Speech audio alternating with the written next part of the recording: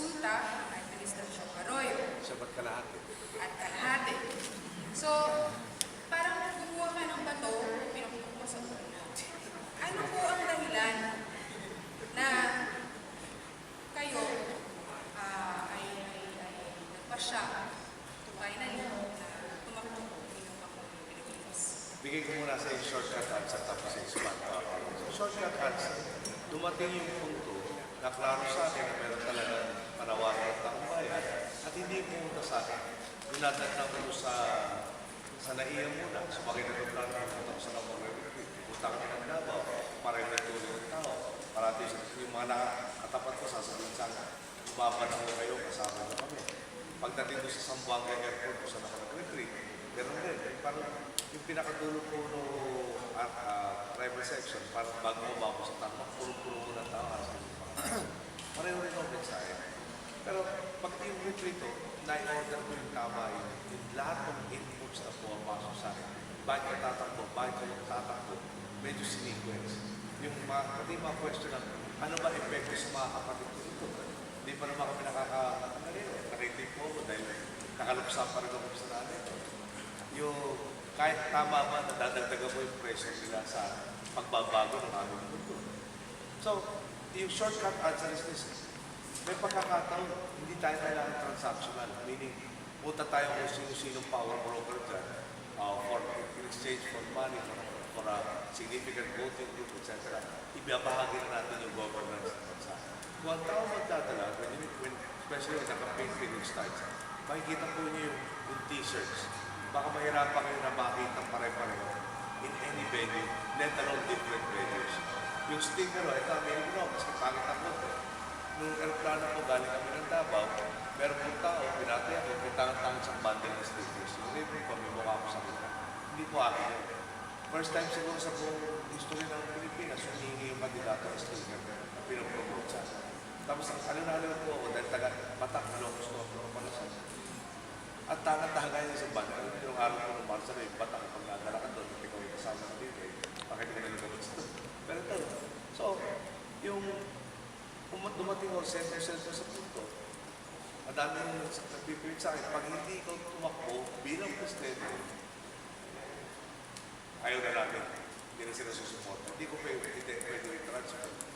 So, yung mag-golden opportunity, sabi mo ka, yung years ni Ina Arroyo, talagang daunting. Nung hinabol namin malaman yung katotohanan sa Hello Gansing, hindi kami nakaabot ng present evidence or any of the other impeachment proofs. Yung CP, aminado kami. Kung hindi umalmay tabayan, pinabahan ng Malacanang, tuloy yung CP, hindi namin pangarap. May point na talagang parang feeling ko, inoto ko nga, inuus pa din. Pero pagdating itong point na to, ano bang minimum? Yung kami pagkakataon. Yung kulang ko, wala akong pera, wala akong organisasyon, etc. Pupunin ng taong bayan ako as committed to effective change. Pwede ko ba, mas sabihin natin minimal at chacho, pwede ko ba sabihin, ayoko gawin yung party ko, tapos titingnan ka araw-araw sa salita, sabihin ko, ikaw okay ka rin. Tinalikuran mo yung pagkakataon na talaga matapos yung pinagalaban, lalo na sa Vice President, na mapumula ko, hindi ko kaya. Now, having said that, syempre, I've had so many briefings with so many experts on so many of the issues that are confronting us. And our burning team, paulit-ulit, na natutok na sa ang dami po sa solusyon, hindi naman ganun kahirap eh. Kailangan tama yung focus. Kailangan tama yung sino ba ang amo for instance. Yung pag-political survival ang habol mo, o yung militar, kasi kasuhin mo. Yung kakuntsabang mo sa legislature, asahan mo, kasi kasuhin mo. Para tuloy at ligaya. So dito, sa umpisa pa lang, tinitinong ko lang kung tatakbo ko o hindi, may pagkakataon ng i-divorce mo sarili mo mula doon sa puro transaction of politics. Tapos parang pinadama sa akin na napakarami na, pag hindi ikaw, bahala na sila, okay na rin sa akin. And I think the survey showed that before I entered the picture. Hindi ganun kalalaki ang differentiation amongst the candidates without maligning anybody. So, I'll go back. I couldn't, like my parents, I didn't think I'd get to that stage. I really thought my next election would be 2013. I was looking forward to campaigning seriously in 2013. I was also looking forward to having Mrs. Arroyo out of Malacanang para meron naman nag-isa pag-ayos. Pero gano'n nun, tulong tayo dito. By 2016, if I'm fortunate, then tayo. And then by that time, 56 na po ako, by the time 50 ako, alam mo ba, by next week. So, hindi, at the end of it, masabi mo lang, talagang malaki-laki na nagbago. Ginawa ko lahat ng magagawa ko para umabot ko.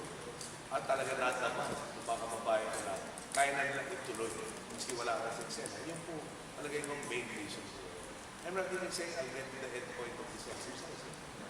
Yung part of the people who texted me from the beginning would say, congratulations, you're behind me. The other half was been behind me already. They would say, kamusta sa creative? Pero, kung mag-focus doon, kung makakatulong mo ba din tayo, sa akin sulit na.